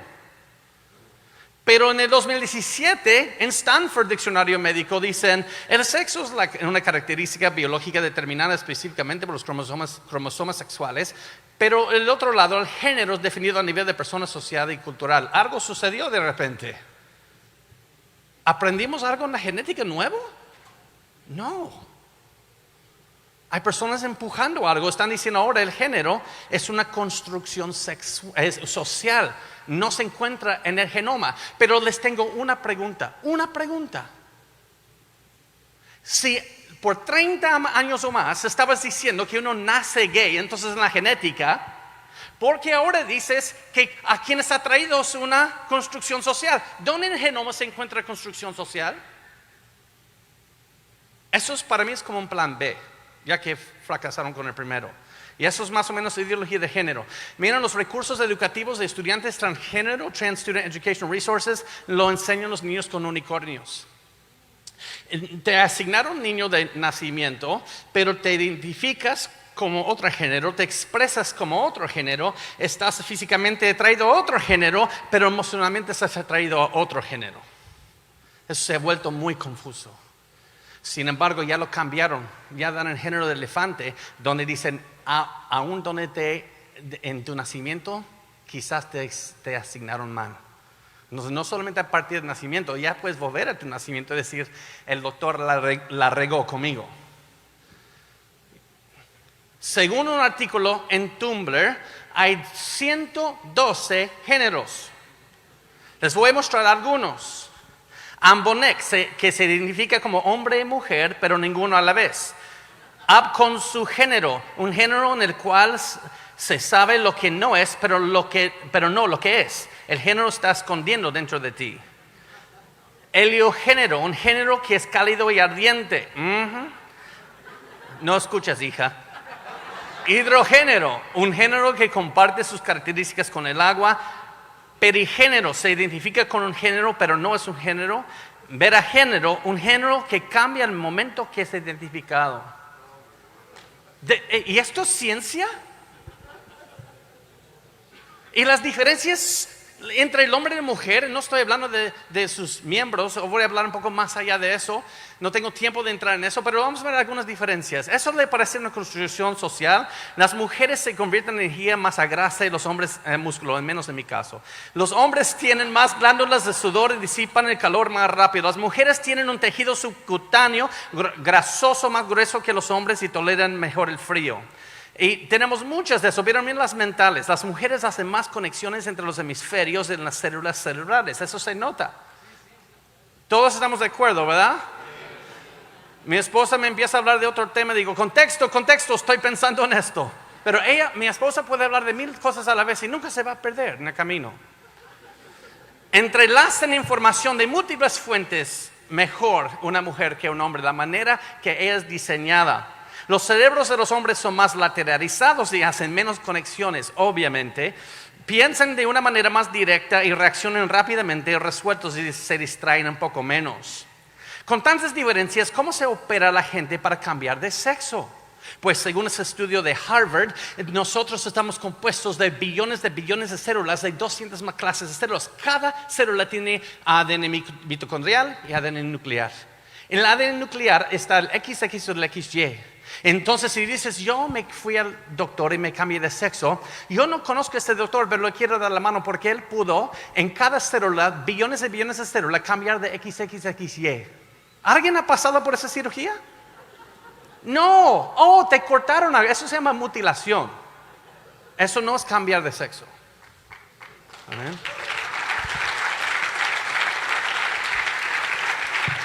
No existe ninguna cirugía que abre cada célula de tu cuerpo y cambia de XX a XY. No existe. De hecho, la Biblioteca Nacional de Medicina en los Estados Unidos, ellos les piden que no lo hagan. Miren lo que reportan. Las personas transexuales después de recibir un cambio de sexo corren un alto riesgo de mortalidad, comportamiento suicida y morbilidad psicológica que el resto de la población. Nuestros resultados sugieren que el cambio de sexo, aunque alivie y calme la disforia de género, según ellos, no es un tratamiento suficiente para transexualismo. Y eso son fuentes liberales, de hecho. La Biblia dice... Pablo está en Atenas, en Roca de Ares o Areópago, ante los atenienses, dice, y de una sola sangre ha hecho todo el linaje de los hombres para que habiten sobre toda la faz de la tierra y les ha prefijado el orden de los tiempos y los límites de su habitación para que busquen a Dios. Mira, Dios tiene un plan para la vida de cada ser humano. Él echó que habiten. Eso quiere decir Dios planeó nuestras distintas habitaciones sobre el planeta Tierra, donde íbamos a nacer. Prefijo el tiempo, Dios planeó hasta el año que ibas a nacer. ¿No crees que Dios prefijo cuál espermatozoide iba a llegar al óvulo de tu madre para hacerte? Él va a decir que tú vas a ser un peruano, mexicano, un gringo. De eso fue todo en el plan de Dios. Y Él prefijo cuándo ibas a nacer. Pero ¿no crees que le importó cuál espermatozoide iba a llegar al óvulo de tu madre? Eso es un Dios subdigno de adoración. Si Él no pudo controlar eso. Ahora, ¿qué del argumento ad hominem? ¿Se me va a acabar el tiempo? 12 minutos. Dios los bendiga, me dieron más. Ad hominem. Como estaba diciendo Cristian Rosas ahorita, hoy esto ya no está para debate. Solamente te hacen ver como el malo. Ad hominem es latín para a la persona. Y es atacar a la persona en vez del argumento. Ahora, ten cuidado. No todo ad hominem es malo. Hay ad hominem que es correcto. Por ejemplo, si persona A dice, se siente mucha discriminación por ser extraterrestre. Tú puedes hacer un ad hominem y decir, ¿quién eres tú para saberlo? No eres un extraterrestre. Hay ad hominem que sí se debe usar. Pero usualmente ad hominem se usa para extraerse uno del argumento. Déjenles muestro esto. Persona A. Hay bastantes pruebas históricas de la resurrección de Cristo. De hecho, he debatido ya 2 veces aquí en Perú con sus profesores. Y usualmente siempre es ad hominem contra mí. Y yo digo, estoy de acuerdo. Si quieres, habla con mi esposa. Te va a decir, es un gordo, él es un regañón. Va a decir de acuerdo, pero estoy hablando de Cristo, no de mí. Mira, hay bastantes pruebas históricas de la resurrección de Cristo. Persona 2. Solo los tontos creen en eso. Ustedes ven, eso es una ad hominem. ¿Ok? Un ad hominem como falacia es el último grito de un argumento fallido. Ahora, ¿por qué les digo eso? Porque en cuanto a la familia, se ha demostrado que una familia como mamá y papá bajo Cristo es el mejor entorno y estructura para crear una familia y formar una sociedad sostenible. ¿Y sabes cómo responden? Eres un homofóbico, heteropatriarcado, ni lo puedo pronunciar, retrógrado. ¿Qué es eso? Y también tengo alto colesterol, pero ¿qué tiene que ver con esto? En México hay páginas promoviendo eso en Sinaloa, pues ponen esto: 2 hombres no pueden criar un niño. Yo digo, no solamente lo crían, sino lo vuelven rey, como en El Rey León. No, perdón, ellos no dicen de eso, ellos dicen, homofóbico dice eso. El homofóbico dice, 2 hombres no pueden criar un niño. Dicen, mira, Pumba y Timón, ustedes se acuerdan, ¿verdad? Criaron a un rey. Digo, una caricatura vas a usar. Pero luego alguien puso, Timón y Pumba fueron ¿qué? Machos. Y criaron a un rey. Entonces, ¿quién necesita a la mujer? Pero el problema aquí es que alguien puso un comentario. Yo quiero saber quién es este hermano o hombre, porque le quiero dar la mano. Aún en coronavirus no me importa. ¿Sabes por lo que él puso en un comentario aquí abajo? Mira este comentario. En realidad, Pumba y Timón lo vuelven un vago sin oficio ni beneficio, hasta que siempre conoce a Nala, una hembra que le recuerda su deber y responsabilidad.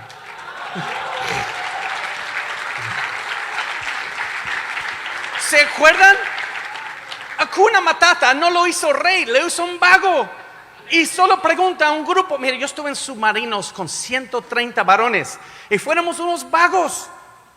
Porque hombres solos, como que no, ¿verdad? La mujer nos recuerda de nuestra responsabilidad que Dios nos dio. Y luego, amén. Déjenles digo algo.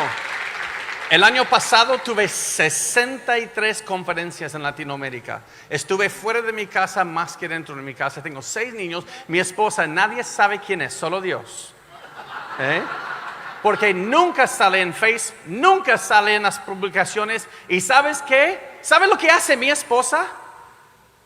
Cuando le mando fotos de donde nos llevaron, dice, wow, estoy tan contento por ti. Los niños ven, en vez de decir, ¿por qué te toca a ti, nunca a mí? Porque mi esposa sabe que esto se trata de un reino más allá de lo que me toca a mí. Y esa es la mujer que Dios me dio. Sin ella, yo ahorita estuviera ya con videojuegos más gordos, si lo puedes creer posible. Pero no, mi mujer es la que me ha tenido balanceado, ¿verdad? Pues mire, el argumento hermafroditista. Porque eso siempre me llega. ¿Y qué de los hermafroditos? Qué bueno que estás preocupada por ellos. Mira, ¿qué de las anomalías de género sexo, lo que dijera la gente? Hay hermafroditismo. Ahora, no malentiendan esto. Nunca en la historia humana una persona ha podido embarazarse a sí mismo. No tenemos ningún caso de uno que es hombre y mujer en toda la historia humana. Así que eso no es un argumento. Tenemos un hombre que tiene una malformación o una mujer que tiene una malformación. Y ellos son el 0.02% de la población. Entonces, ¿qué hacemos con eso? Pues mira, hay otros también, pero no son tan obvios, ¿verdad? Pero ¿qué hacemos con ellos que son el 0.005% de la población? Pues la Biblia dice qué hacer con ellos. Mateo 19:12. Pues hay eunucos que nacieron así del vientre de su madre. ¿Y qué tiene Dios en la sociedad para ellos? Pues en Hechos mandan a Felipe a predicar el evangelio a un eunuco. Predícales el evangelio. ¿Por qué me preguntan hermafroditas? Predícales el evangelio. Buscan un lugar para ellos en tu iglesia, en tu sociedad. Ámalos, ayúdalos. Pero ¿qué tiene que ver eso con el 99.9994% del resto de la población que está ahorita muriéndose de la ignorancia? Y no puedes hablar de una malformación con alguien que jamás nunca vas a conocer en tu vida para tratar de dictar lo que debe hacer todo el mundo. La familia es lo que hace la sociedad, no intereses especiales. Y los que están aquí, yo no estoy permitido terminar sin decirles que ellos necesitan el mismo Cristo que todos aquí necesitamos. Espero que conoces a Cristo en su muerte y su resurrección. Muchas gracias por la oportunidad que me dieron. Gracias.